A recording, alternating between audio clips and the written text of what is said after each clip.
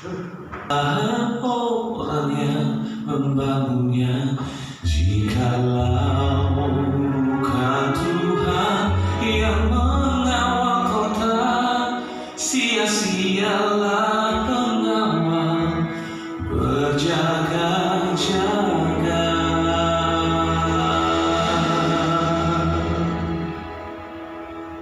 Sia-sialah kamu bangun pagi-pagi dan duduk-duduk sampai jauh malam, dan makan roti yang diperoleh dengan susah payah sebab Dia memberikannya kepada yang dicintainya pada waktu tidur.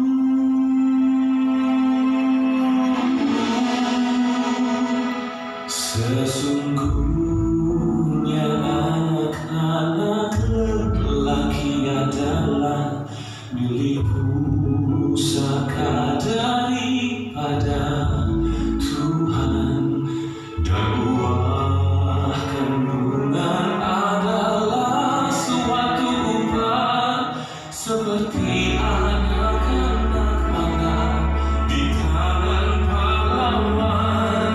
Demikianlah anak-anak pada masa muda.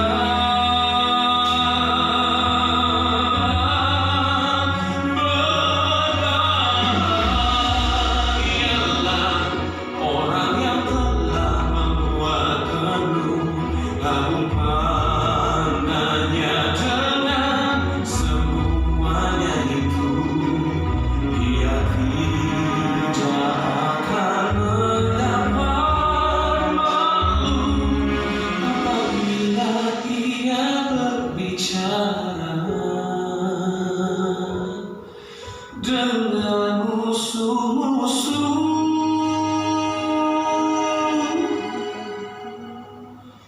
di pintu gerbang.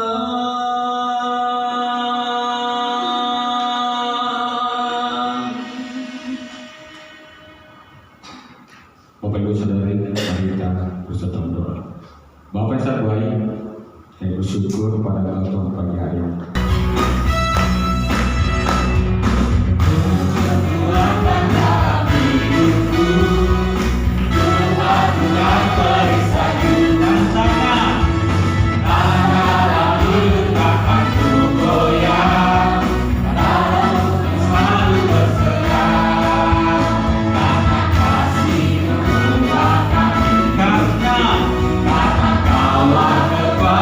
Yesus kaulah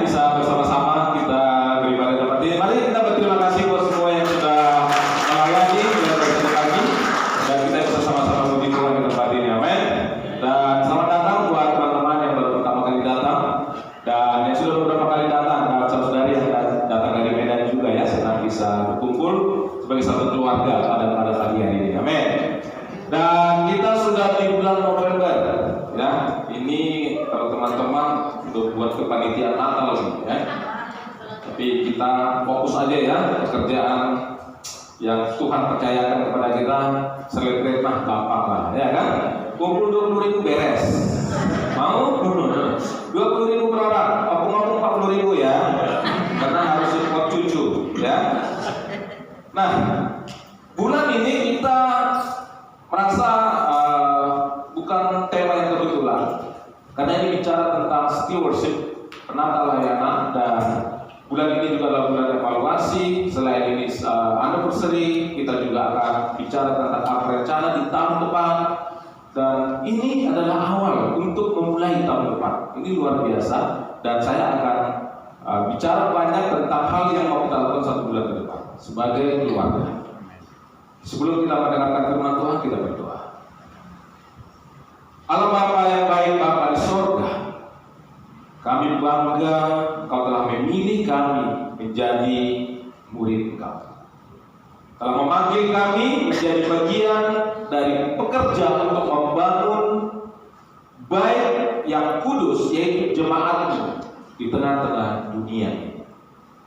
Dan hari ini pekerjaan kami belum selesai, dan kami perlu mengambil bagian dan mengambil tanggung jawab untuk setiap pekerjaan yang kami lihat masih belum sesuai dengan kehendak Kau. Dan bulan ini bulan kami untuk bisa belajar supaya kami bisa melakukan pekerjaan-pekerjaan yang baik, di mana semuanya Tuhan bertujuan untuk pekerjaan pembangunan kerajaan Kau untuk kemuliaan bagi nama. Bantu hati semua jemaat yang hadir supaya kami bisa mengerti bagaimana harusnya kami berperan, mengambil bagian dan tanggung jawab, dan akhirnya kami bisa bersatu bekerja sama, dan pekerjaan yang berat menurut pemandangan kami sebagai manusia menjadi ringan karena kami percaya Tuhan juga bekerja di tengah-tengah kami. Sertalah dengan kami supaya firman-Mu boleh jatuh di hati kami yang paling subur, dan hamba-Mu sempurnakan dengan kuasa Roh Kudus-Mu, supaya semuanya hanya kebenaran dan kehendak-Mu saja yang dibicarakan di tempat ini. Terpuji nama-Mu Tuhan, dalam nama Yesus kami berdoa dan mengucap syukur kepada-Mu. Amin. Oke, kita langsung saja. Oh ya, saya minta tolong kelas berikutnya ya. Ya, bulan ini kita akan bicara banyak tentang penata layanan, dan berharap semua jemaat terencourage untuk kita benar-benar mau ya menggunakan semua potensi karunia yang Tuhan berikan kepada kita dengan tujuan supaya apa? Kita berfungsi sebagai anggota tubuh. Ya, berfungsi, bukan unfunctional, tetapi berfungsi. Bagaimana caranya? Nah, ini yang akan kita lihat sama-sama pada hari ini. Karena bulan ini kita khusus membaca buku dari Nehemia. Dan tentunya sebelum kita belajar perjanjian lama, kita juga perlu belajar tentang budaya daripada orang Yahudi yang menjadi pemeran utama di dalam kitab ini, dan juga kita perlu mengerti tentang pemetaan, ya, map daripada bangsa Yahudi di Yerusalem. Dengan kita mengerti budaya mereka, kita mengerti wilayah mereka seperti apa dan siapa di sekitar mereka. Ketika kita baca perjanjian lama, ini membuat kita seolah-olah kita berada di sana dan kita bisa connect. Nah, kalau kita hanya ambil pekerjaan ini, kita bingung pekerjaan apa ini. Tapi karena kita mau mengangkat satu tema tentang pekerjaan yang baik, dan di sini ada satu kalimat yang saya blok ketika Nehemia bicara kepada bangsa Israel yang kondisinya waktu itu tidak ideal, mereka ada di pembuangan Babilonia. Ya, apa dikatakan sana? Ketika memberitahukan kepada mereka, maksudnya ini adalah sekelompok orang yang mereka potensial untuk bisa bertukar, bekerja di dalam konstruksi sebuah bangunan. Karena ini isunya bagaimana Nehemia kembali ke Yerusalem untuk membangun tembok Yerusalem yang sudah hancur. Padahal sebelumnya Ezra bersama dengan pekerja-pekerja lainnya sudah membangun bait Allah dan temboknya. Tapi ada kelompok orang yang merusak dan menghancurkannya karena mereka tidak senang kalau bangsa Israel bangkit kembali menjadi bangsa yang terhormat. Jadi Nehemia sangat berbeban dengan hal itu. Berkatalah mereka, kami siap untuk membangun, dan dengan sekuat tenaga mereka mulai melakukan pekerjaan yang baik. Ya, nah, jadi kalau kita mau belajar tentang Nehemia, jangan lewatkan buku Ezra. Bukan saudara kita Ezra ya. Kemudian apa? Supaya kita mengerti kenapa ada di pembuangan di Babilonia, kita juga perlu belajar buku raja-raja dan juga Yeremia. Sebelum mereka dibuang, Yeremia sebagai nabi sudah memberikan nasihat. Bertobatlah. Kalau tidak, kalian akan mengalami satu keadaan yang sangat berat. Kalian akan mendapat didikan yang membuat kalian sadar bahwa Tuhan adalah salah satunya Tuhan yang kalian harus hormati, kalian patuhi. Nah, tetapi kalau kita baca nanti di Raja-Raja dan di buku Yeremia, bangsa Israel sangat bebal. Nah, jadi saya mau ajak kita melihat ini lebih dahulu supaya kita ngerti, karena penulisan di Alkitab kita urutannya itu membuat kita akan bingung. Tapi kita perlu lihat secara pandangan dan histori dari bangsa Yahudi sendiri, bangsa Israel sendiri tentang peristiwa ini. Jadi ini urutannya.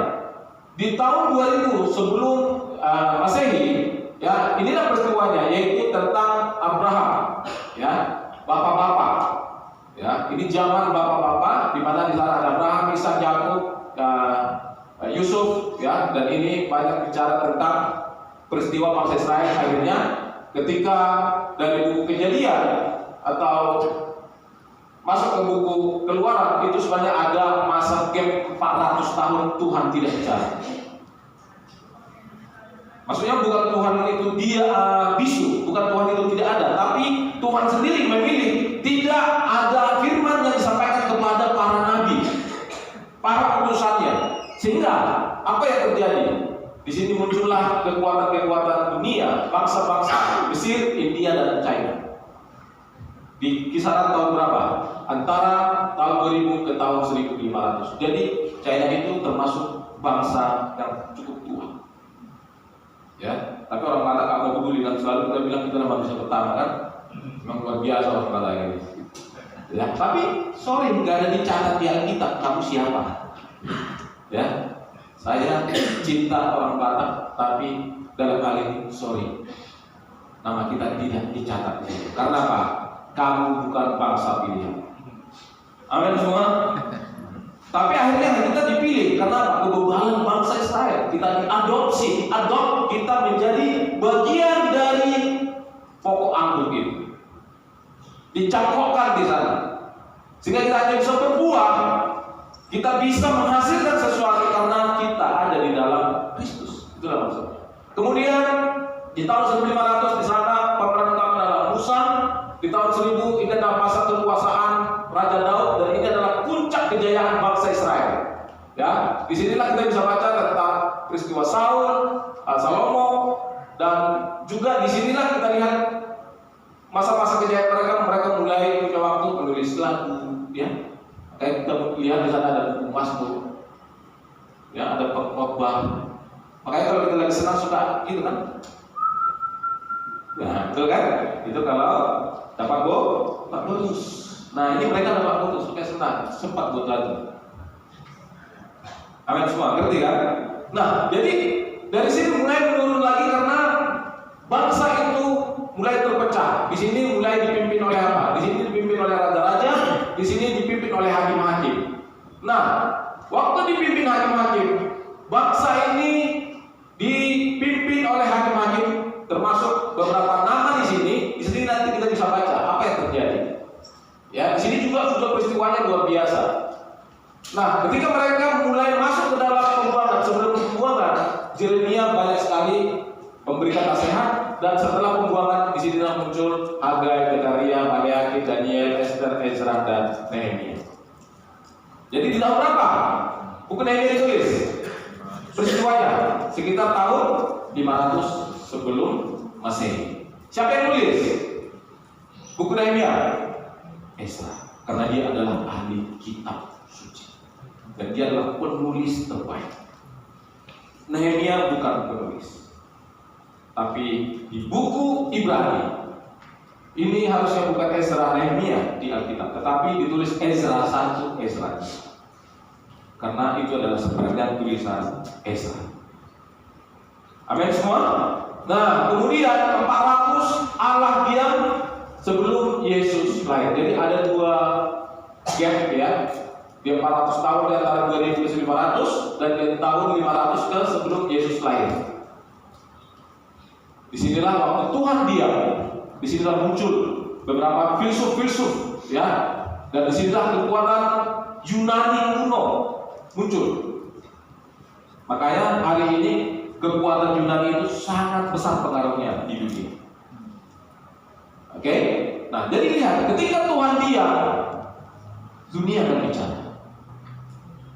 Ketika powernya Tuhan tidak kita bicarakan, maka kekuatan dunia yang akan dibicarakan. Maka kita sebagai orang-orang terpanggil, orang Kristen, jangan pernah diam. Kalau kita diam, dunia akan bicara. Jangan diam. Tuhan menaruhkan perkataannya ke dalam mulut kita dan kita harus bertindak dan bicara. Ini lihat kekuatan dunia ini. Luar biasa. Luar biasa. Dan kita nggak mau dunia menggilas kehidupan kita, dan apalagi generasi-generasi berikutnya.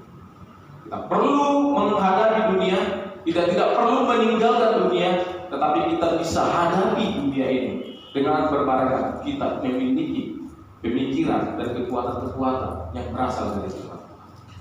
Bicara terus. Amin. Jadi ini sedikit gambaran tentang historinya, dan kemudian kita lihat sebelum kita bicara tentang Nehemia, peristiwa di sana, kita awali bagaimana kerajaan Israel terpecah, ya, menjadi dua kerajaan, yaitu Yehuda dan kerajaan Israel. Ya, nanti kita bisa baca di 1 Raja-Raja pasal 11.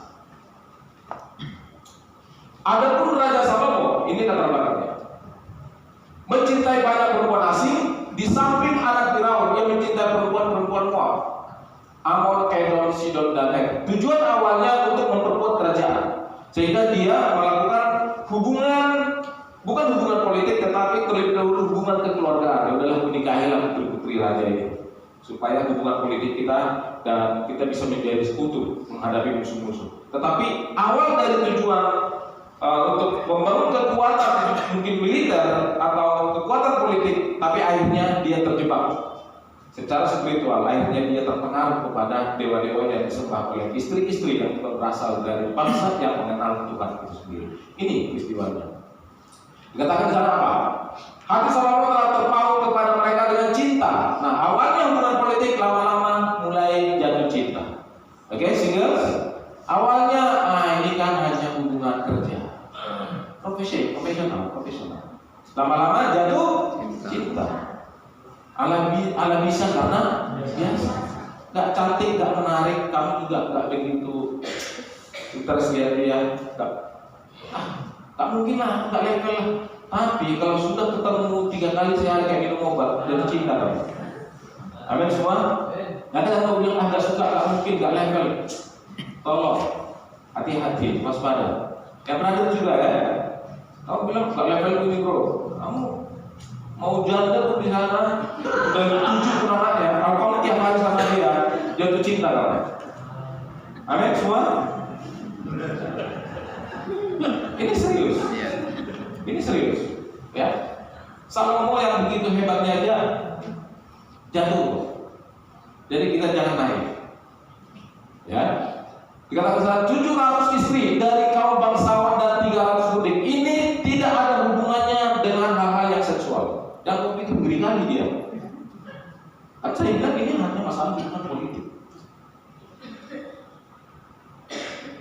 Ya, makanya kalau kita lihat di sini 700 istri 300 budak, istri-istrinya itu menarik hatinya daripada Tuhan. Sebab pada waktu Salomo sudah tua, nggak berdaya lagi kan. Kalau kau nggak sembah, kau kasih kau makan. Habis. Kalau nggak mandikan kau. Belum boleh pikun kan? Istri-istri itu mencondongkan hatinya kepada Allah-Allah lain. Jadi huruf kecil maksudnya dewa-dewa mereka. Sehingga tidak dengan sepenuh hati berpaut kepada Tuhan Allah yang seperti Daud ayah. Apa yang terjadi berikutnya? Demikianlah Salomo mengikuti Asitoret, dewi orang Sidon, ini bukan dewi Senturi, ya. Dan mengikuti Milkom, dewa kejijikan sembahan orang Amon. Dan Salomo melakukan apa yang jahat di mata Tuhan, dan ia tidak dengan sepenuh hati mengikuti Tuhan seperti Daud ayahnya. Pada waktu itu Salomo mendirikan bukit pengorbanan bagi Kamos, dewa kejijikan sembahan orang Moab, di gunung di sebelah timur Yerusalem, dan bagi Molok, dewa kejijikan sembahan bagi Amon.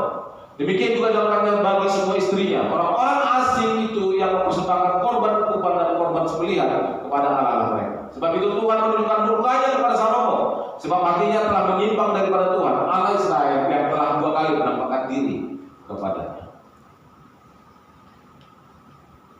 Kemudian, dan yang telah memerintahkan kepada dalam hal ini supaya jangan mengikuti Allah lain, akan tetapi ia tidak berpegang pada yang diperintahkan Tuhan.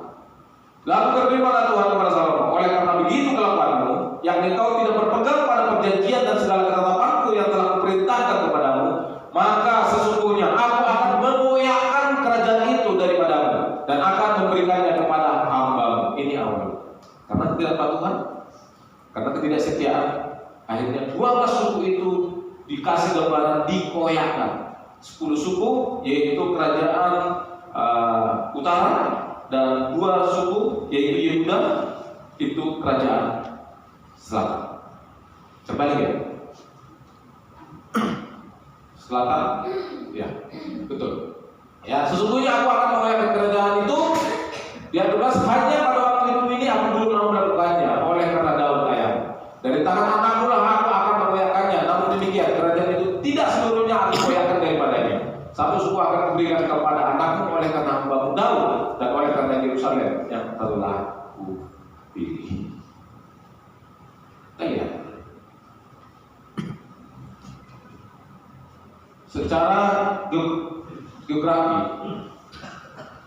Yerusalem itu berada di tempat yang sangat strategis. Mereka ada di aliran sungai, ya.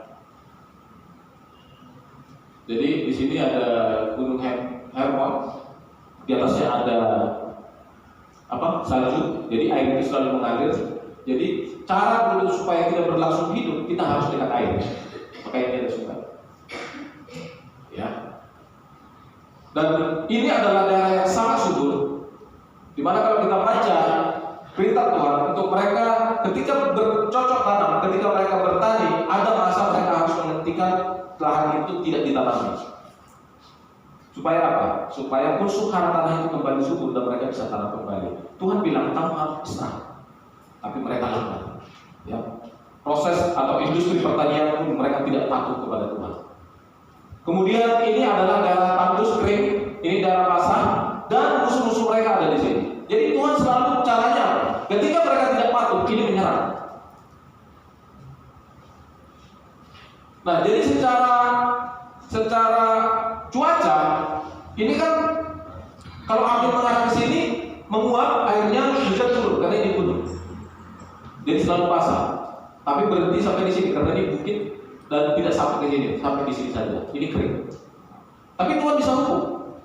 Nanti bukan dari sini yang berembus, tapi dari sini. Di sini hujan, di sini tidak. Jadi Tuhan itu selalu bisa bekerja dengan alam. Jadi hari ini sebenarnya untuk kita bisa mengenal Tuhan dan merasakan Tuhan pun dekatlah dengan alam. Paham semua? Lagi kita masa tidur, coba kita sekali-sekali duduk di luar. Kamu lihat matahari. Dan kamu bisa merasakan hangat matahari. Dan hitung apa tujuan matahari itu, bukan hanya menyinari, tapi bagaimana itu juga berguna untuk fotosintesis dan juga untuk kesehatan kita. Waktu kita keluar pagi-pagi, coba kamu masih bisa melihat, mendengar, merasakan dingin, bisa melangkah.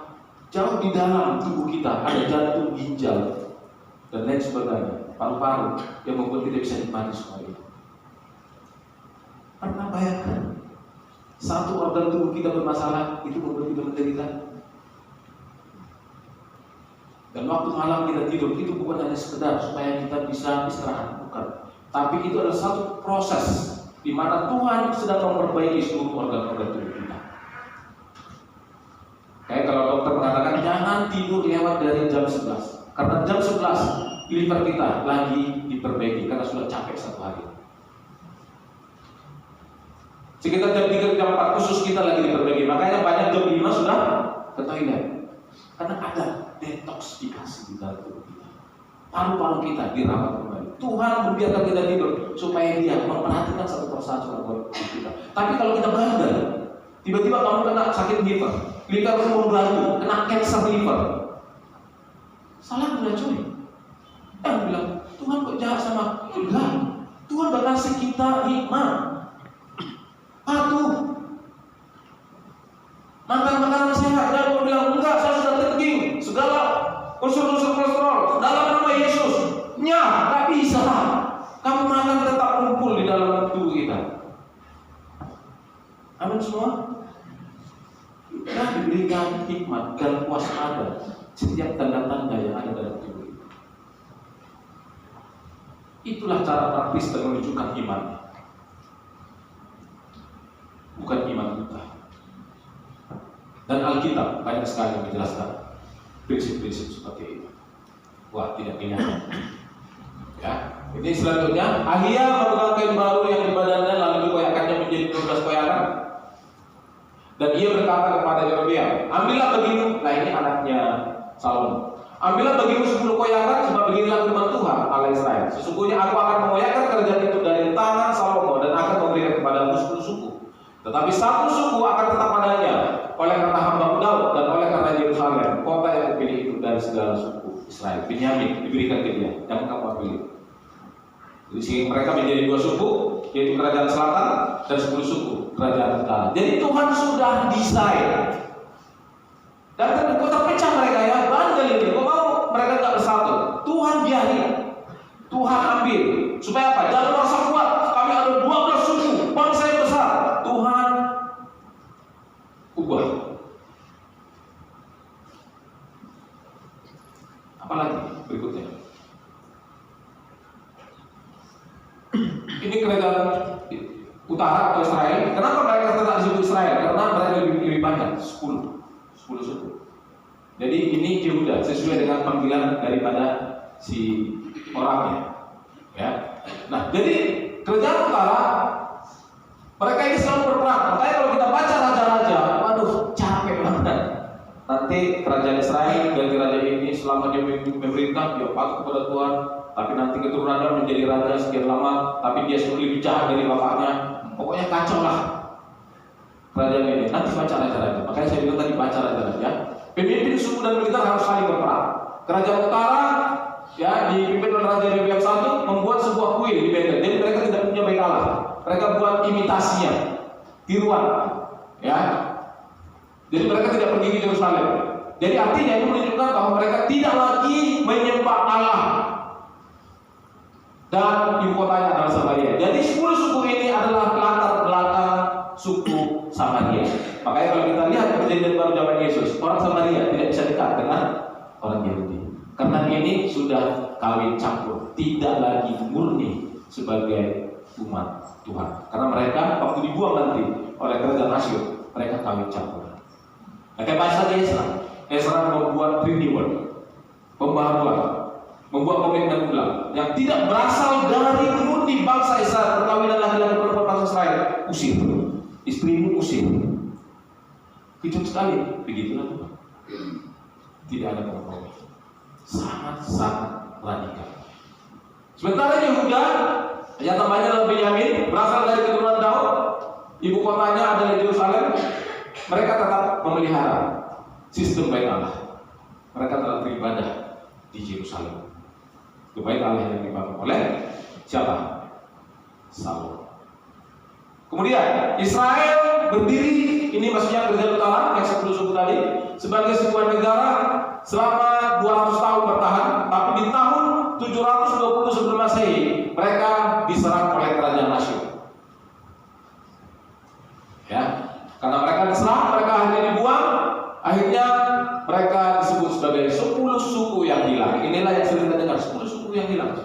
hilang. Sebenarnya bukan hilang. Mereka dibuang, kawin campur hingga tidak berdaya lagi. Garis keturunannya itu adalah bangsa Yahudi. Sementara kerajaan selatan yaitu Yehuda bertahan hingga 586 sebelum Masehi, dikuasai oleh siapa? Babilonia. Meskipun pada akhirnya karena Babilonia juga menyerang Asyur, akhirnya kerajaan utara dan juga Asyur serta-merta dibuang ke Babilonia bersama dengan kerajaan Yehuda. Sekaligus semua diboyong semua. Berapa lama? 70 tahun. 70 tahun. Karena apa? Itu adalah angka dari Tuhan supaya kamu meninggalkan Yerusalem dan kamu benar-benar bisa mengerti bagaimana di dalam kuasa dan kekuatannya yang bukan berasal dari Tuhan. Setelah kamu kembali nanti tanah sudah subur. Makanya Tuhan buat 70 tahun. Tadi 70 tahun nanti tanahnya sudah subur. Kamu pulang sudah bagus lagi. Kamu bisa tanamin lagi. Semua di dalam desainnya Tuhan. Luar biasa. Jadi sebenarnya peristiwa-peristiwa di dalam hidup kita harus lihat apa maksud Tuhan di sini. Apa tujuan Tuhan menunjukkan ini di dalam hidup saya? Kenapa saya harus alami ini? Apa Tuhan maksud engkau supaya saya belajar dan saya ngerti jalan ini? Itu cara kita berdoa. Jangan bilang Tuhan angkatlah penyakit ini.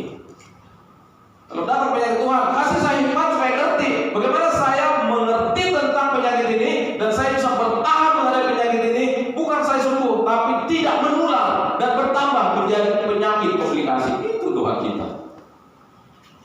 Amin semua. Itu iman. Itu penyakit datang sebenarnya itu hanya sebuah alarm bahwa menunjukkan bahwa kita tidak baik-baik saja. Demikian juga kehidupan kita sehari-hari.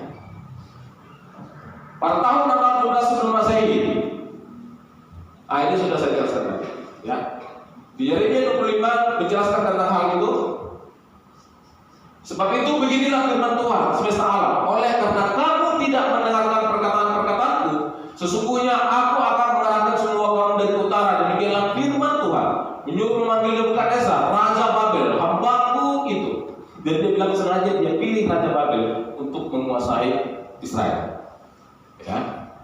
Jadi orang asing bisa dipakai Tuhan untuk menghajar dan mendidik kita. Ya, harus kita pahami. Aku akan mendatangkan mereka melawan negeri ini, melawan penduduknya dan melawan bangsa-bangsa sekeliling ini, yang akan kutumpas dan kubuat menjadi kengerian, menjadi sasaran suitan dan menjadi ketandusan untuk selama-lamanya. Aku akan melenyapkan dari antara mereka suara kegerakan dan suara sukacita, suara pengantin laki-laki dan pengantin perempuan, bunyi batu kehilangan dan cahaya riang. Jadi tidak ada lagi aktivitas merayakan ini, buat pesta ini, menjalankan ekonomi semua. Ini batu kehilangan maksudnya produksi, ya, pabrik ini, pemerasan anggur nggak ada, stop semua. Kau bayangin negara Indonesia semua roda pemerintahannya stop, dan kita dibuang, tidak bisa tinggal di Indonesia, ya, atau kita tinggal di satu tempat, ya, di pulau kecil, desa-desakan di sana, ya. Maka seluruh negeri ini akan menjadi reruntuhan dan ketandusan, dan bangsa-bangsa ini akan menjadi hamba kepada Raja Babel 70 tahun lamanya. Ini yang saya maksud tadi. Karena kebebalan, karena ketidakpatuhan, ketidaktaatan, bangsa itu diruntuhkan dan tidak ada kebanggaan sama sekali. Karena apa? Akhirnya tembok yang mereka banggakan, baik Allah yang mereka banggakan, itu semua hancur, dibakar. Kamu baca dan terusnya dibakar habis. Itu yang terjadi.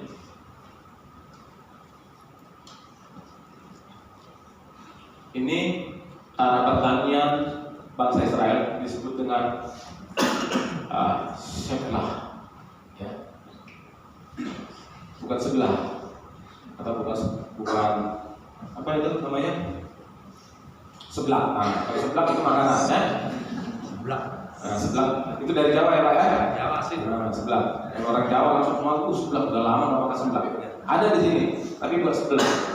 Sebelah itu sambal, ya. Kamu lihat ini, sangat subur. Sementara wilayah bangsa-bangsa lain yang mereka tuju tidak sesubur ini, dan mereka harus tinggalkan. Sekarang kalau kita pergi ke Yerusalem, tanah Kanaan, itu semua tanaman, hewan yang ada di daerah tropis dan subtropis, di dia semua ada. Jadi dia seolah-olah satu lingkungan bumi yang mewakili semua isi bumi. Yang di daerah kutub pun hewannya ada sama dia. Buah yang tumbuh di sini pun, di kampung siapa di sini yang di sana tak tumbuh, sama dia tumbuh. Dan hasilnya sangat luar biasa. Apel, jeruk, nanas. Kepala siapa yang besar ini? Besar itu lah. Yang kita bisa lihat mentimun di sana sangat besar. Luar biasa. Ini sebenarnya bangsa ini sangat diberkati.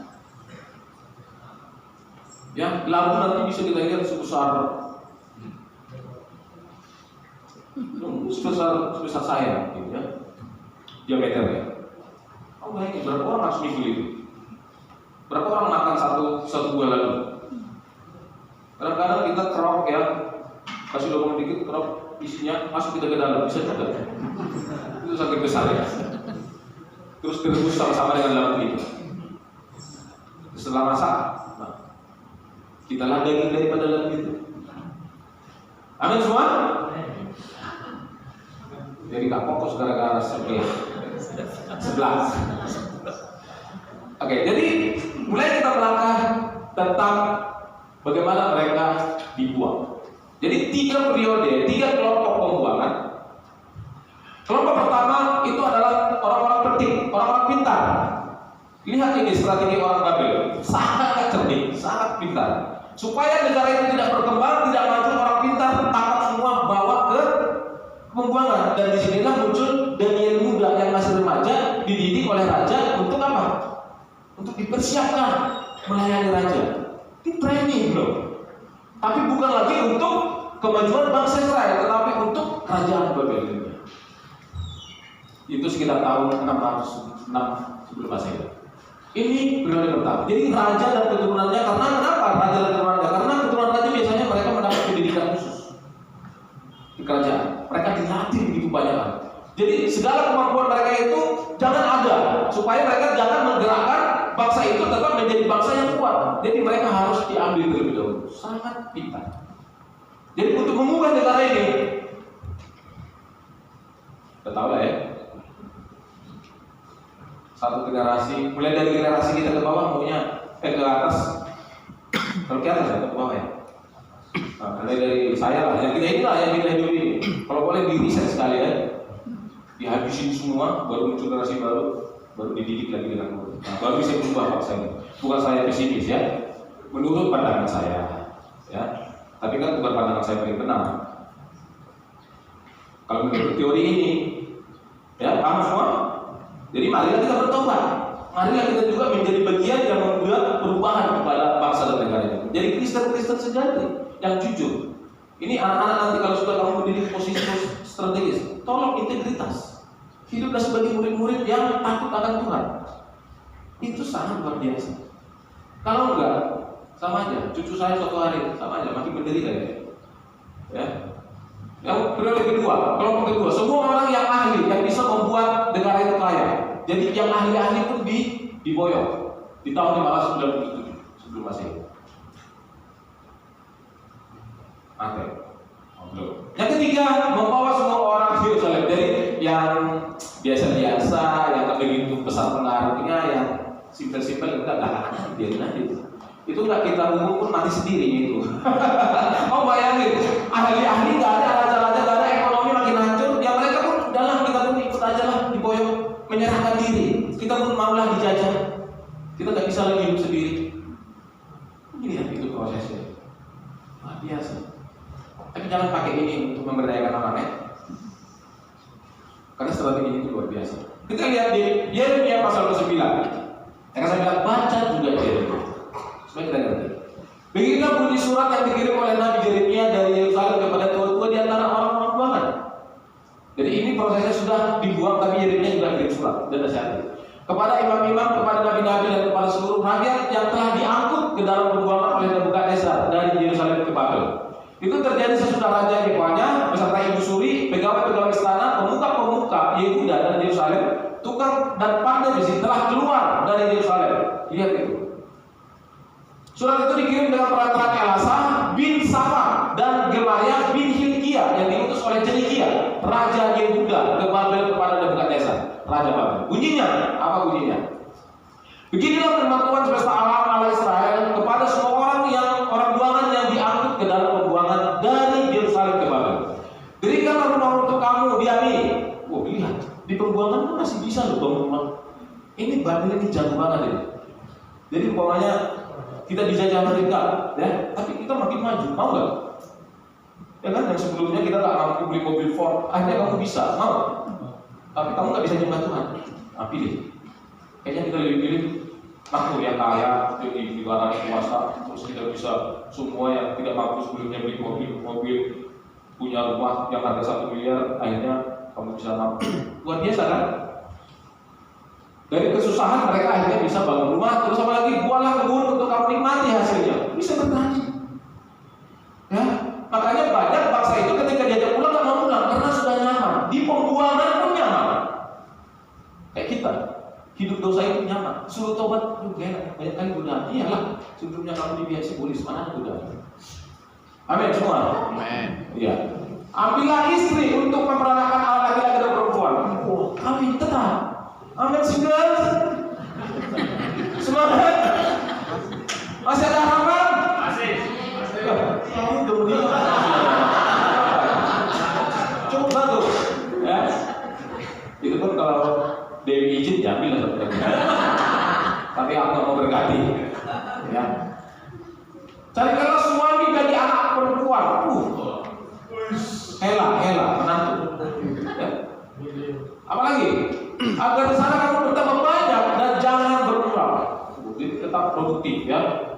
Jadi tetap harus ada keturunan pertama. Usahakanlah kesejahteraan kota kemana kamu akan buang dan berdoa untuk kota itu kepada Tuhan. Iyalah, kalau nggak aman kota itu ngeri juga kan, nggak bisa berkembang. Mereka suatu hari balik tinggal 7 kakak. Jadi harus tetap menjadi jumlah itu penting bagi Tuhan. Sebab kesejahteraannya adalah kesejahteraanmu. Sungguh beginilah firman Tuhan semesta alam Allah Israel. Apa firman-Nya? Janganlah, jadi itu boleh terjadi, tapi enggak, janganlah kamu diberdayakan oleh nabi-nabimu yang ada di tengah-tengahmu dan oleh juru-juru tenungmu. Nabi-nabinya sudah gak jelas. Mereka sudah melenceng dari hukum Taurat. Ya, makanya Tuhan biar dibuang, biar diri saya. Ya, enggak di Bait Allah enggak korup, enggak beres, ya. Dan janganlah kamu mendengarkan mimpi-mimpi yang mereka mimpikan, sebab mereka bernubuat palsu kepadamu demi namaku. Aku tidak mengutus mereka, demikianlah firman Tuhan. Sebab beginilah firman Tuhan, apabila telah genap 70 tahun bagi Babel, baru aku memperhatikan kamu. Jadi mereka ingat, oke 70 tahun. Berapa tahun kita? 10, wah 60 tahun lagi ya. Berapa tahun? 50, 20 tahun lagi. Mati, sepak bola. Ya, kayak gitu ya. Kayak kita tunggu sesuatu, banyak sini ngejar, maunya aku nikah lah, karena apa? Nanti perang, dan cepat aku kawin. Jangan kan perang kau tunggu. Ya, Covid datang kedua kali itu gak sempat kawin lagi. Jadi fokusnya bukan itu, amin. Ya itu bonus. Sebab aku ini mengetahui rancangan apa? Ini yang sering kita baca. Sebab aku ini mengetahui rancangan-rancangan apa yang ada padaku mengenai kamu, demikian firman Tuhan, yaitu rancangan damai sejahtera dan bukan rancangan kecelakaan, untuk memberikan kepadamu hari depan yang penuh harapan. Jadi sebenarnya konteks ini adalah bangsa Israel yang sudah berserak, dibuang, tidak lagi bersatu. Tapi kalau kamu patuh, aku akan kumpulkan kamu lagi semua menjadi satu dan aku akan berkati kamu menjadi bangsa yang makmur, damai sejahtera. Ya, dosa itu memisahkan kita dari Tuhan. Kenapa kita tidak bisa dekat, tidak bisa bersatu? Pasti ada ketidakbenaran. Kalau kita terus membangun kebenaran, pasti kita dekat, kita bisa. Gelap tidak bisa bertemu dengan terang. Jadi kalau kamu dalam kegelapan, paksa dirimu masuk ke dalam terang, supaya kegelapan itu menjadi hilang. Semangat? Oke, hari ini agak berat ya, tapi ini menarik. Ini penting supaya kamu bisa nikmati buku Nehemia dan buku Ezra di 1 bulan ini. Kalau nggak nanti kamu jadi hanya telepon Ezra. Ezra, aku malas di buku Ezra ini. Ya. Dan apabila kamu berseru dan datang untuk berdoa kepadaku, ini lanjutannya ya. Maka aku akan mendengarkan kamu, karena sebelumnya Tuhan berkata dengan mereka. Ya. Kemudian apa? Apabila kamu mencari aku akan menemukan aku. Apabila kamu menyanyikan aku dengan segenap hati, aku akan memberi kamu menemukan aku. Demikianlah firman Tuhan, dan aku akan memulihkan keadaanmu. Ya, yang terpecah menjadi bersatu, dan akan mengumpulkan kamu dari antara segala bangsa dan segala tempat kemana kamu telah mencari mereka.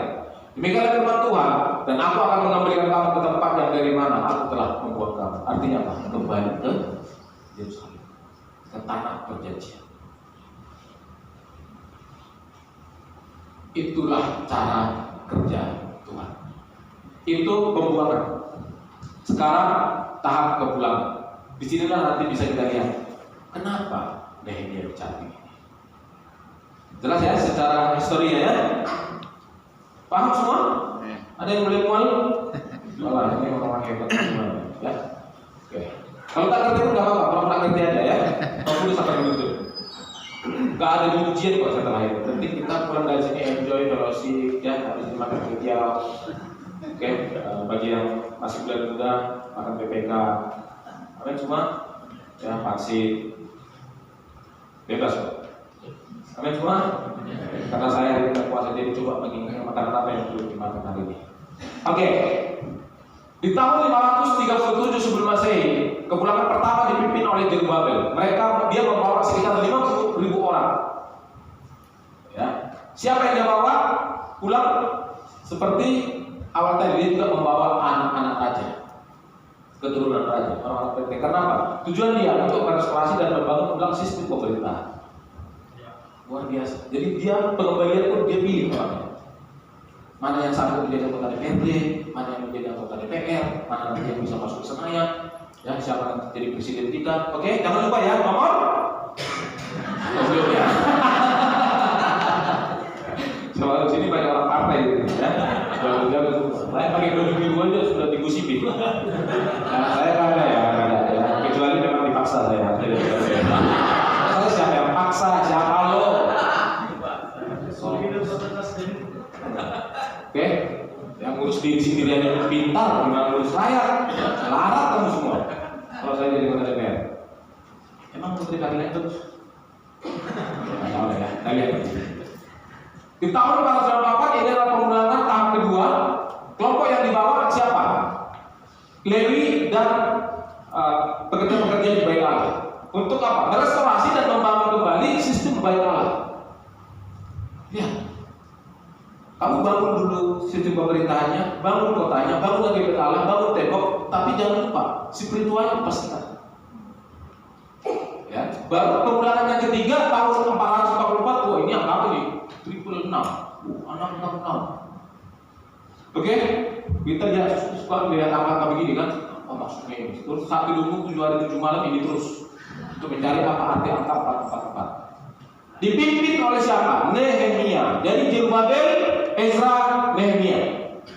Mereka berperan untuk memimpin kepulangan suku yang sudah dibuang ke Babilonia. Dia ngapain? Dia terbeban untuk membawa tukang-tukang ahli yang sudah dirusak bangunan yang dibangun oleh Ezra.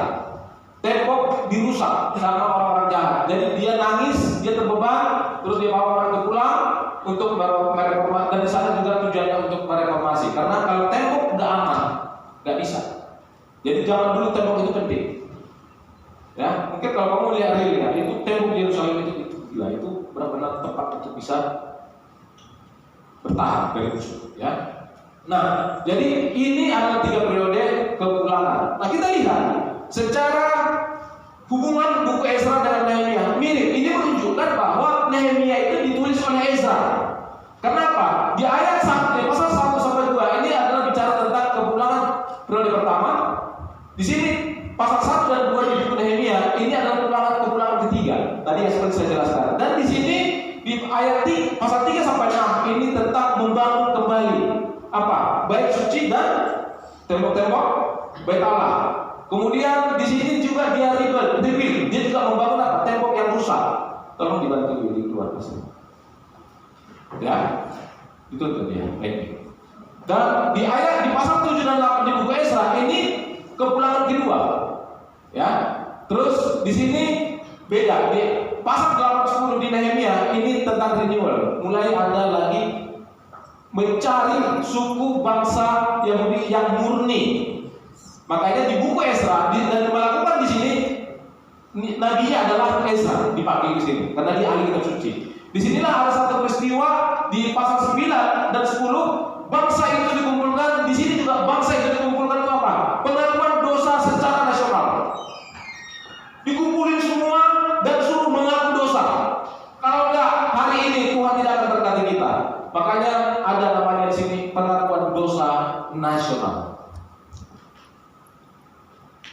Istri yang berasal dari orang Yahudi diusir. Keturunan yang berasal dari yang suami dia mungkin perempuan Yahudi, tapi suaminya bukan orang Yahudi, anaknya itu diusir. Itu yang terjadi sangat luar biasa. Supaya apa? Mereka bisa kembali menjadi bangsa yang utuh di negeri yang sudah dijanjikan oleh Tuhan kepada mereka. Itulah kaitan Ezra dan Nehemia. Tapi perlu baca penakalnya dari raja-raja dan Yeremia. Supaya komplit kita jadi ngerti, oh inilah maksud Tuhan. Dan kita belajar selama 1 bulan di sana. Amin semua? Ini masih pengantar, gimana? Masih kuat kita. Sementara perut sudah kriuk-kriuk. Oke, ini diagramnya. Ya, ini sama lah ya. Ini timeline-nya saja supaya kita bisa lihat bagaimana hubungan Esra dan Nehemia dan tahun-tahunnya. Ini terjadi selama 20 tahun. Proses pembangunan pertama, jaraknya ke Esra datang itu 50 tahun. Di sini reformasi ada 2 tahun. Jaraknya ke Nehemia ada 12 tahun. Ya, dan kita lihat bagaimana akhirnya dari sini siapa yang terlibat.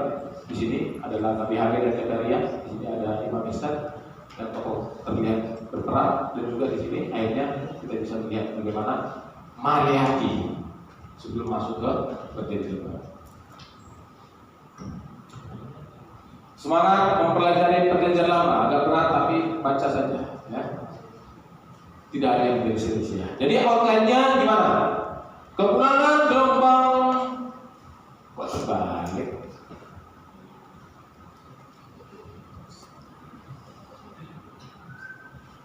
Oke, ya ini Nehemia, ya betul. Dia kepulangan gelombang ketiga, kata dia yang ketiga. Dia di pasal 1 kamu akan lihat bagaimana dia berduka cita, terbeban. Di pasal 2 dia mulai menghitung kekuatan dan dia mulai survei assessment, ya apa yang perlu diperbaiki, kekuatan apa yang dia punya. Terus pasal 37 dia mulai membangun, mendirikan pertahanan, tembok, dan juga dia mulai mengumpulkan semua keturunan Yehuda. Terus di sini dia mengalami hambatan, ada perlawanan dari dalam dan dari luar. Dari dalam ada perlawanan. Waktu dia mulai membangun ini. Jadi nanti di pasal 3 sampai 7 kamu bisa lihat itu. Ya. Terus di sini juga di pasal 7 nanti kita lihat bagaimana dia mulai melakukan sensus renewal. Ya, sebelum direformasi dia renewal dulu. Daftar ulang, komitmen dulu. Komit enggak? Kau jadi bangsa Israel, bangsa yang Tuhan. Kalau enggak, jangan di sini, pulang aja. Pergi lagi ke pembuangan. Itu maksudnya. Terus pembaruan, ya, di pasal 8 sampai 10. Di sini dipanggillah Ezra untuk apa? Membacakan kitab suci, pengakuan dosa nasional, dan mereka membuat komitmen ulang. Yang masuk pandemi kita buat ini, membership, renewal membership, betul ya? Yang nggak mau lagi jadi murid, oke, jangan jadi lagi. Kasihan kamu. Kalau masih mau komit ya, jadi murid, jangan main-main. Oh, kita buat waktu itu ya. Ada yang sampai berdarah-darah, nggak ada ya? Ada semua. Baru reformasi, ya pasal 11 sampai 13, dia harus memastikan jumlah yang cukup, ya. Kualitas spiritual juga harus dipastikan. Karena apa? Waktu itu yang terjadi ketika mereka di pembuangan, nabi-nabi atau tokoh-tokoh agama sudah menyalahgunakan persembahan, merusak ahli sabat, perkawinan campur, dan pengabaian tugas dan tanggung jawab yang relevan dengan hukum Taurat. Jadi ini perlu dibasmi semua, tak perlu dipakai lagi. Paham semua? Luar biasa. Siapa yang berani gereja mengusir titik-titik? Dan kita kan masih manusia, semua kan manusia punya kelemahan. Oke lah, zaman ini nggak ada, habisi semua, sangat radikal. Nah, Itulah makanya kenapa tema anniversary kita mengambil tema B. Semangat? Apa itu B? Membangun. Dan kita mau punya statement yang sama seperti buku Nehemia pasal 2. We are ready to be. Kita semua siap untuk membangun. Semua harus berfungsi, semua harus aktif. Tidak ada yang hanya lihat-lihat, hanya memantau. Tidak ada. Kita semua harus terlibat, sekecil apapun itu. Kalau membangun sebuah rumah, satu batang kamu angkat yang hari, nggak apa-apa. Ya, 5 butir pasir pun kamu angkat, yang penting tujuannya untuk membangun, nggak apa-apa. Itu maksudnya. Ya. Jadi di Nehemia 2 di ayat yang pertama di sini terlihat bagaimana Nehemia sangat sedih. Dia terbeban. Ini nanti baca sendiri, saya nggak perlu baca lagi. Ya, bagaimana dia akhirnya meminta kepada raja supaya dia diizinkan pulang dan dia akan membangun tembok yang sudah dirusak itu. Dia bilang gini, bagaimana mukaku tidak akan muram kalau kota tempat pengguguran nenek moyangku telah menjadi runtuhan dan pintu-pintu gerbangnya habis mana-mana. Jadi dia sedih dan berduka karena apa? Bukan karena kepentingan pribadi, tapi khalayak ramai. Bisa nggak kita punya sikap ini? Apa yang membuat kita paling murah muka yang ini? Coba lihat kiri kanan, siapa yang muka yang murah? Tanya, kenapa muka yang murah? Belum sarapan, ya udahlah kalau belum sarapan. Ya, banyak orang-orang sini belum sarapan kali-kali. Apa yang membuat kamu tidak semangat hari ini? Ini posisinya yang meracik minuman raja. Ini meracik minuman raja nggak sembarangan, karena dia sebenarnya ini pekerjaan yang luar biasa. Sekarang itu pekerjaan begini banyak. Ya, ada pabrik pestisida, kamu bisa dipanggil untuk mencoba. Kalau kamu mati, berarti tester. Ya. Racun ini udah bagus belum? Kamu dipanggil untuk mencicipi 1 sendok. Kalau kamu langsung kelepar, kok bagus lolos. Jadi quality controlnya cocok. Itulah dia, Nehemia. Jadi kalau raja sakit atau minuman itu beracun, dia yang mati. Ini serius. Saya bilang tadi itu mau pikir cadel. Ada yang mau kerja itu gajinya gede loh, 30 juta sehari. Sebelum kau menikmati gaji mati dulu. Ya, terus dia diizinkan pulang. Kemudian ini yang saya belajar dari hati dia. Dia terpanggil karena terbeban. Kita hari ini kenapa mau melakukan pelayanan di sini? Contoh di KKK, ya, kenapa kamu mau terlibat di KKK?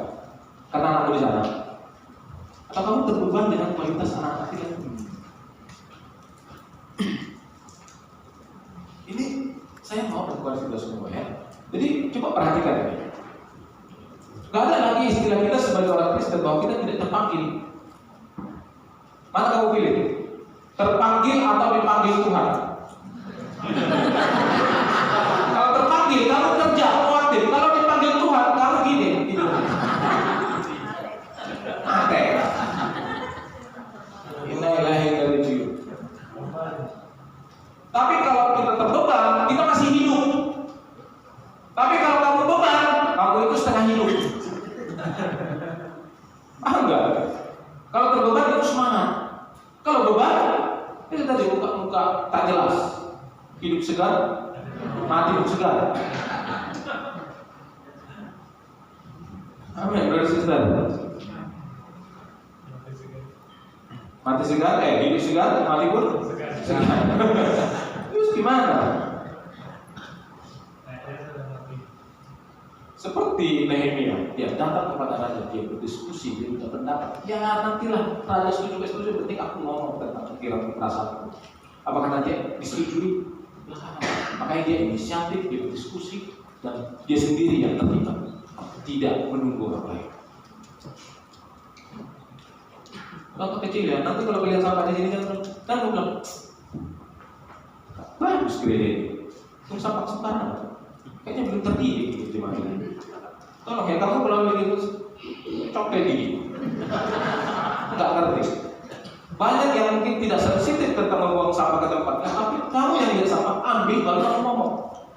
Oke, brother sister, tolong kita jaga kebersihan. Saya sudah ambil sampah tadi, ada yang di sini, saya sudah bawa ke tempatnya. Ke depan dijaga ya sama-sama.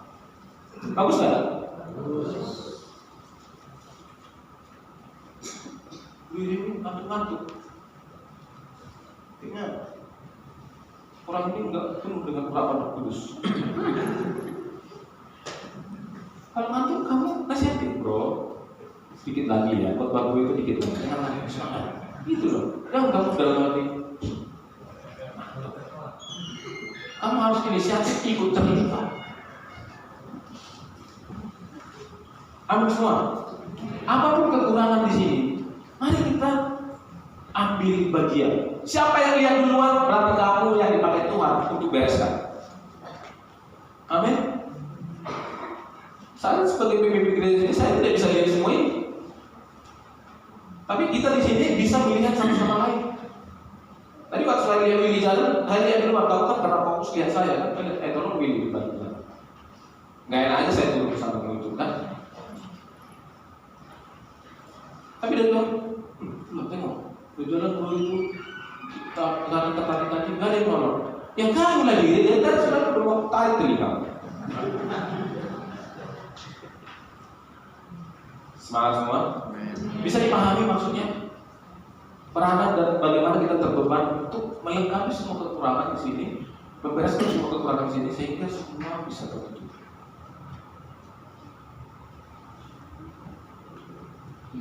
Jadi Efesus 4 ayat 1-11 ini kesimpulannya kita dipanggil dan terlibat. Firman yang kita dengarkan untuk kita bertumbuh, bukan hanya untuk bertahan, supaya kita bisa melayani. Dan kita semua ini adalah kepala. Kau baca dalam Ulangan 13. Bukan ekor. Gak ada di sini ikut-ikutan. Semua adalah kepala. Kita utusan Kristus. Kita diselamatkan karena kita perlu bagi Tuhan. Kolose 1 ayat 16. Karena kita mau dipakai untuk Tuhan. Jadi jangan kita merasa di sini kayaknya enggak lah yang lain lah. Kayaknya aku nggak penting-penting apa dengan. Gak mungkin Yesus harus mati di Yerusalem menumpahkan darah dan dikuburkan bangkit hari ketiga hanya untuk kamu duduk di gereja. Ada. Yesus yang mana itu yang menyelamatkan kamu? Amin semua. Amin. Kalau untuk duduk-duduk aja di gereja, datang duduk diam pulang, Yesus gak perlu mati.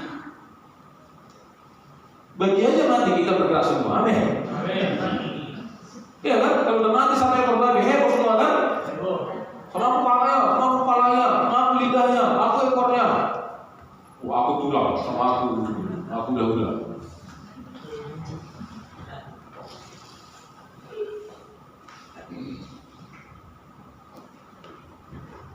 Kalau babi mati di orang barat, langsung sibuk semua kan? Peranan boru, tahu boru? Boru, betina. Kalau di dalam ada istiadat, jadi ada 3 tingkatan. Gula-gula, tomat tubuh, dan boru. Gula-gula itu berarti mereka yang paling terhormat lah. Ya paman, ya. Kalau tomat tubuh itu berarti kita yang sederajat. Kita pierce. Ya. Kalau yang boru itu menantu. Ya kalau di rumah saya punya adik perempuan, suaminya itu boru dan rumah itu. Meskipun dia laki-laki, jaga betina di hari itu. Begitu sama. Jadi mereka yang harus kerja di rumah itu, mereka yang sibuk. Itulah kalau udah ada mati babi yang repot semua itu yang ngurusin siapa? Ini boru tadi, betina tadi. Ya. Tapi kalau yang itu tadi yang pierce itu tomat tubuh itu duduk santai itu, ngobrol-ngobrol lah dengan tulang-tulangnya, dengan belang-belang itu, belang-belangnya. Begitulah orang-orang. Bayangkan sampai ekor babi bisa buat repot satu kampung. Kamu ngerti itu? Kita di situ Yesus mati. Mana lebih berharga? Babi ya tahu? Tolong kita pahami dulu. Otak kita ini harus diberesin semua. Jangan ngomong babi lagi kita. Kasihan babi. Ya, semangat semua.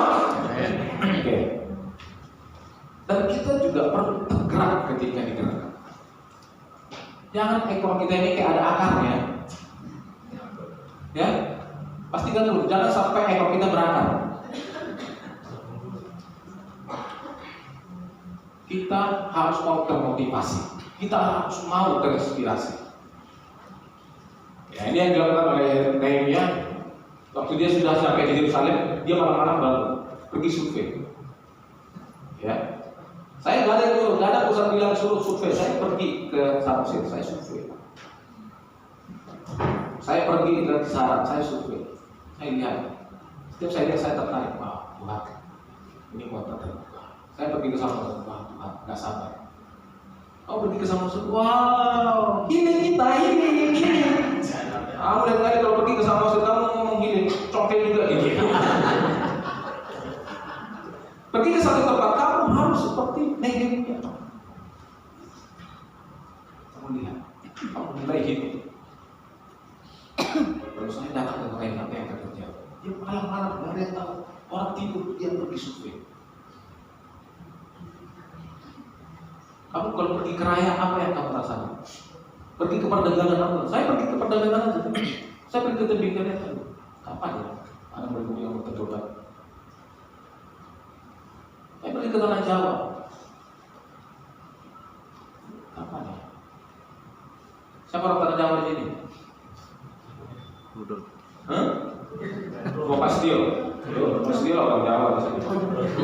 Maksudnya itu kamu di tanah Jawa, bayar ke sana. Rudol. Ketuban enggak? Orang Aceh, siapa sini? Orang Sumalungun, Raya. Orang Samosir, siapa orang Samosir? Nah. Oh, ini warga Samosir. Pemilik Pulau Samosir dia. Ketuban enggak kita?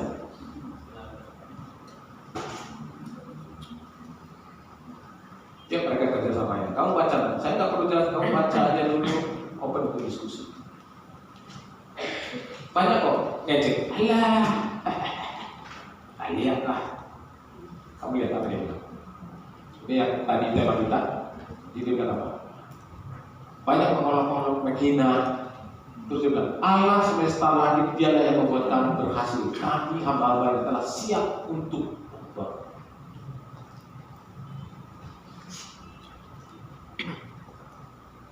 Samosir, nggak ada apa di sini.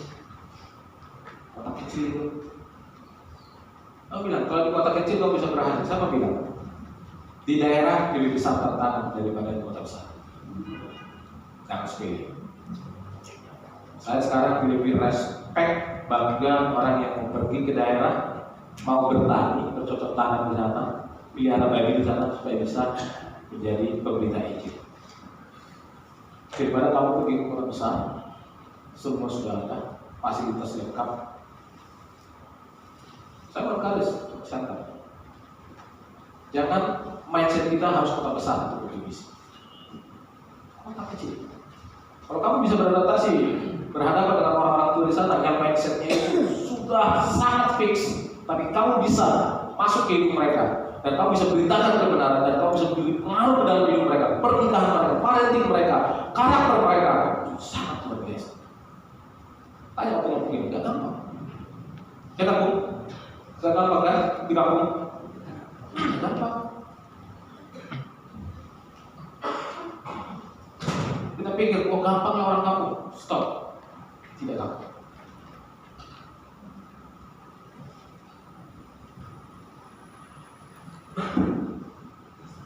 Kita mau membangun situ. Kita akan pergi ke sana. Siapa yang terbeban? Siapa yang terbeban? Siapa yang beban? Siapa yang terpanggil? Sia-sia khotbah 1,5 jam. Oke, nggak apa-apa. Kamu ambil waktu untuk doa untuk hati kamu. Hari Rabu kita akan ada meeting. Saya akan kasih Google Survey untuk kamu isi. Dari Google Survey saya akan lihat siapa yang terpanggil dan terbeban dan mau mengambil bagian untuk misi Samosir. Di anniversary tanggal 11 saya sudah dapat datanya dan saya akan doakan juga. Saya akan berpuasa untuk berpuasa buat kamu, bukan buat diri kalian. Dan saya mau lihat siapa yang Tuhan utus. Secara kita akan ada konferensi di Medan sekaligus grand opening daripada gedung gereja. Berharap bisa diumumkan di sana dan dipanggil pesertanya yang mau pergi ke Samosir. Setelah itu kapan berangkatnya kita lihat. Tapi ministrinya siap untuk membawa. Ada tepuk tangan lah. Kamu profesional atau semangat nggak? Semangat nggak Fransisa? Ini cuma aku yang semangat, wah mampus juga nih. Semangat nggak? Amin kan dulu. Kalau kamu mau tunjukkan ini dalam iman, tolong ini doakan tiap hari. Ini bukan perbuatan manusia. Tuhan, doakan diri, doakan Anda, bukan Tuhan inilah aku utus dia. Kamu doa begitu, tolong ya, kamu doa begitu. Hari itu ditampar Tuhan dulu. Tolong, saya mau bilang hari ini jangan doa begitu. Tuhan, kenapa ya aku terpanggil ya? Kenapa aku yang terbeban? Tolong kasih aku hati yang ngerti bagaimana Bapak itu. Mungkin kalau aku nggak bisa musik pun apa bagianku ya di sana? Tolong Tuhan kasih tunjuk. Amin semua? Kau suruh bikin perayaan dulu, sama suruh. Kan kerja. Santai dulu, ya. Kan buru-buru. Raya itu di waktu yang sama bisa. Sekalian kamu beli pecal raya bisa gini. Aku usah repot itu. Bukan bagi mudah juga. Amin? Dan manajemen ada beberapa pekerjaan bisa dikerjakan di waktu yang sama. Sambil kita kerja di sini, kita bisa kerja keraya. Makan besok aja keraya. Amin? Oke, itu saja. Semoga dibantu Tuhan memberkati. Amin. Mari kita berdoa. Tuhan terima kasih. Ampuni kamu juga. Tapi jikalau kamu tidak mengampuni orang, Bapamu juga tidak akan mengampuni kesalahanmu. Hari ini, apakah kita bisa mengampuni orang dengan kerelaan hati? Apakah kita bisa mengampuni orang seperti juga Yesus juga mengampuni kita di atas kayu salib? Hari ini berarti saya Bernardo akan sharing bagaimana kehidupannya sebagai seorang murid. Selamat pagi jemaat semua. Perkenalkan, nama saya Bernardo Ishak Silaban, anak ketiga dari 3 bersaudara, terlahir menjadi seorang anak bungsu yang membuat saya tumbuh menjadi seorang yang dewasa semasa kecil. Tidak mau menyusahkan, menyukai hal-hal yang instan, menghindari konflik, bahkan mudah kecewa ketika ekspektasi saya tidak terjadi. Saya mempunyai papa dan mama. Tahun 2003, papa saya mengalami kecelakaan mobil di Batam yang mengakibatkan pendarahan di otak dan kaki diamputasi. Pada masa itu, papa saya koma dan sampai sekarang harus melakukan pengobatan. Tahun 2004, kami memutuskan pulang ke Siantar, memulai hidup baru, sehingga mama saya menjadi tulang punggung keluarga. Keluarga dari papa saya tidak mau tahu dan membuat batas dengan papa saya, sehingga itu membuat saya sangat membenci mereka. Di masa kecil, saya mengurus papa dan membantu ibu saya bekerja di toko dan merawat papa saya untuk check up sebulan sekali di rumah sakit yang berbeda.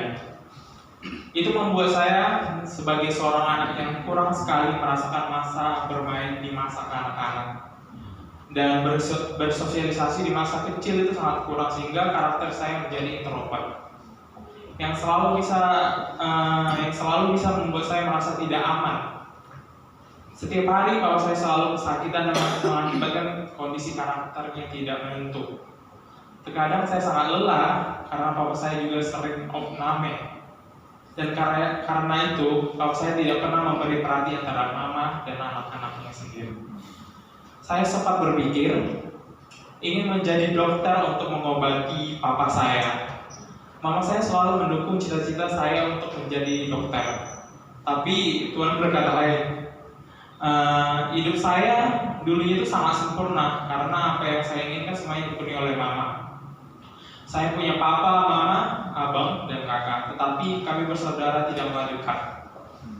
Hingga pada usia 17 tahun, hal itu berubah drastis 180 derajat, yang dimana pada pertengahan tahun 2020, mama saya yang saya sangat sayangi sakit dan dikatakan penyakit jantung kronis. Perasaan saya saat itu sangat bingung dan sangat shock ketika dokter berkata jantung mama saya tidak bertahan lama. Di saat itu saya membawa mama saya berobat keluar kota dan hasilnya tidak ada perkembangan sama sekali. Yang saya punya pada saat itu hanya rasa sedih dan sangat melelahkan. Tetapi saya tidak menyerah untuk merawat mama saya, orang yang sangat saya percaya dan saya sayangi, dan membuat saya mulai memahami bahwa hidup ini adalah kesempatan. Hingga sampai tahun 2022 ketika usia saya 19 tahun, mama saya belum ada perkembangan sama sekali. Hati saya sangat hancur, saya merasa sendiri, saya banyak khawatir tentang masa depan. Sedangkan abang saya sendiri tidak mau peduli dengan orang tua saya, itu membuat saya juga membenci dia. Dan tentang biaya perkuliahan saya, dan bahkan saya sudah memikir suatu hari nanti wisuda untuk punya usaha, dan suasana hati saya saat itu up and down. Saya sangat sering membandingkan diri saya dengan teman-teman saya. Tapi Tuhan itu sangat baik sekali. Kondisi mama saya sudah semakin pulih, dan itu menurut saya sangat mujizat bagi saya. Dan saya pernah berdoa untuk diberi komunitas yang dapat mensupport saya dan mendoakan saya. And then saya sempat melihat di blog seorang murid di Jakarta tentang hidupnya. 2 hari setelah itu saya bertemu seorang brother di suatu aplikasi driver, dan kebetulan satu komunitas dengan seorang murid di Jakarta yang saya cari selama ini. Saya diperkenalkan oleh seorang brother dengan jemaat dan saya belajar Alkitab selama kurang lebih dari 1 bulan, dan akhirnya saya mengambil keputusan untuk mengikuti Kristus dengan benar. Firman Tuhan banyak mengubah pola pikir saya. Yang dulunya saya membenci abang dan keluarga besar saya, akhirnya saya diajari untuk mengampuni karena Yesus sudah terlebih dahulu mengampuni saya. Dulunya saya merasa sendiri dan banyak kekhawatiran yang menghantui saya. Akhirnya saya mengerti bahwa Tuhan tidak pernah meninggalkan saya. Bahkan saya juga memiliki saudari-saudari di dalam Tuhan yang sangat mengasihi saya dan selalu ada buat saya. Yang dulunya saya introvert dan sangat bergantung kepada pola pikir saya, sekarang akhirnya saya belajar lebih bergantung sepenuhnya kepada Tuhan. Salib Kristus bagi saya adalah kematian Yesus di kayu salib sudah cukup menunjukkan bahwa saya harus mengampuni, bahwa saya tidak sendirian, bahwa saya harus surrender dan percaya pada rancangan Tuhan.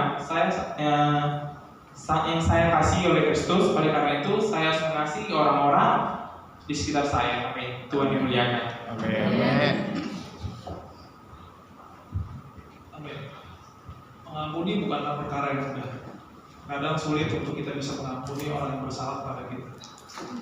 Tapi firman Tuhan lebih kuat daripada perasaan kita. Bagaimana kita harus dituntut untuk mengampuni orang yang bersalah pada kita dan bahkan juga mengasihi musuh-musuh Tuhan. Hari ini mari kita berusaha untuk keluar daripada karakter lama kita dan menghidupi firman Tuhan. Ayat untuk komuni saya